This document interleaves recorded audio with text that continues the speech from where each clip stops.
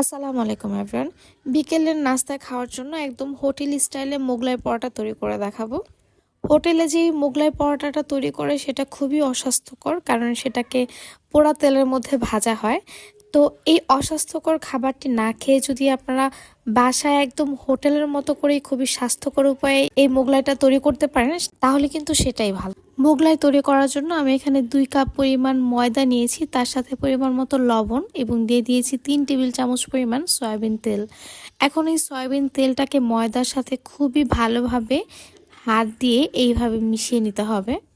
আমি যেইভাবে এই ডোটা তৈরি করব, আপনারাও সেমভাবে এই ডোটা তৈরি করবেন, তাহলেই এটা খেতে একদম হোটেলের মতো হবে। ময়দার সাথে তেলটাকে খুব ভালোভাবে মেশানোর পর আমি এখন কুসুম গরম পানি দিয়ে একটা ডো তৈরি করে নেব। ডোটাকে আমি অল্প অল্প পানি দিয়ে তৈরি করে নেব। প্রথমেই কিন্তু অতিরিক্ত পানি দিয়ে এই ডোটা তৈরি করা যাবে না। আর এই ডোটা একটু সফট হবে, তবে একদম কাদা কাদা হবে না। এই জিনিসগুলো মাথায় রেখে অল্প অল্প পানি দিয়ে কিন্তু এই ডোটা তৈরি করে নিতে হবে। ডোটাকে তৈরি করার পর আমি এখানে 1 টেবিল চামচ পরিমাণ সয়াবিন তেল নিয়েছি, আর তারপরে এই তেলটা দিয়ে এখন এই ডোটাকে খুব ভালোভাবে ময়ান করে নেব।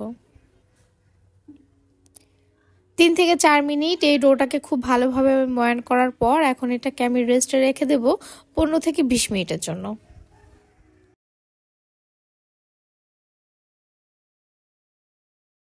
আমি 3টা মিডিয়াম সাইজের পেঁয়াজ কুচি করে নিয়েছি, সেটা এখানে দিয়ে দিচ্ছি। আর তার সাথে অ্যাড করব ধনিয়া পাতা কুচি এবং দিয়ে দেব স্বাদ মতো মরিচ কুচি।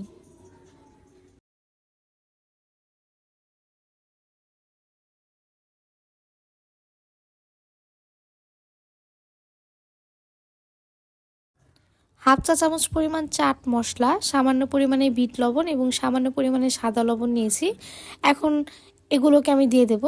লবণের পরিমাণটা আমি একটু কমিয়ে দিয়েছি, যদি পরবর্তীতে আমার মনে হয় লবণটা একটু দরকার, সেক্ষেত্রে আমি লবণটা এখানে অ্যাড করে নেব। এই মশলাগুলো দেওয়ার পর আমি খুব ভালোভাবে হাত দিয়ে পেঁয়াজটাকে কষলিয়ে নিচ্ছি। এখন এখানে আমি 4টা ডিম ভেঙে দিচ্ছি।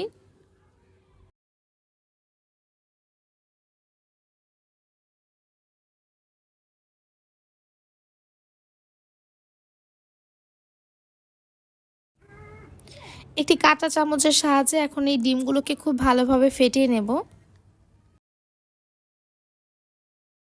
ডিমটা ফেটানো হয়ে গেলে এটাকে একটা সাইডে রেখে দেব। যে ডোটা আমি 20 মিনিট রেস্টে রেখেছি, এখন সেই ডোটাকে আমি 3 ভাগে ভাগ করে নিয়েছি। আমি 3টা মোগলাই পরোটা তৈরি করব এই 3টা ডো দিয়ে। ডোগুলোকে এইভাবে হাত দিয়ে আমি গোল করে নিলাম। এখন প্রত্যেকটা ডো দিয়ে আমি একদম পাতলা করে একটা রুটি বেলে নিয়েছি। যতদূর পর্যন্ত রুটিটা বেলে পাতলা করা যায়, ঠিক ততদূর পর্যন্ত এটাকে পাতলা করে নিতে হবে। আর তারপর রুটির উপর তেল মাখিয়ে এইভাবে হাত দিয়ে এটাকে টেনে টেনে পাতলা করে নিতে হবে। আশা করছি ভিডিওটি দেখে আপনারা বুঝতে পারছেন আমি কিভাবে টেনে টেনে রুটিটাকে পাতলা করে নিচ্ছি।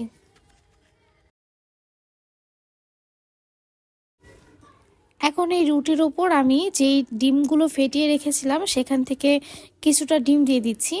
3 ভাগের 1 ভাগ ডিম আমি এখানে দিয়ে দেব। ডিমটা দেওয়ার পর এখন এটাকে আমি মোগলার মতো ভাজ করে নেব।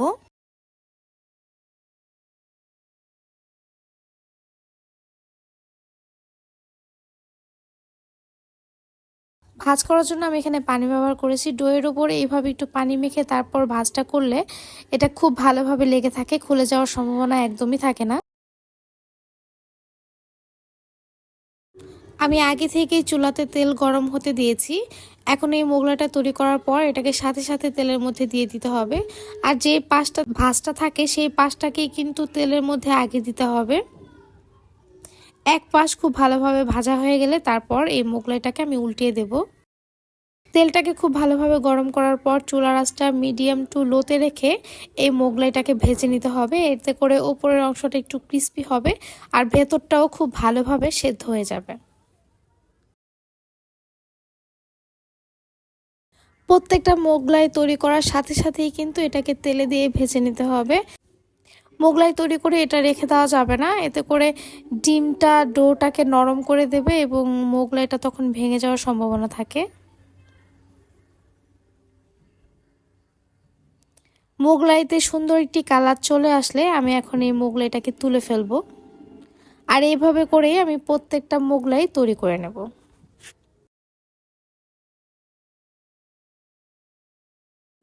2 কাপ ময়দা দিয়ে আমার মিডিয়াম সাইজের 3টা মোগলাই হয়েছে। আর আমার এখানে ডিম লেগেছে 4টি। মোগলাইগুলোকে কেটে আমি আপনাদেরকে ভেতরের কি অবস্থা সেটা দেখিয়ে দিচ্ছি।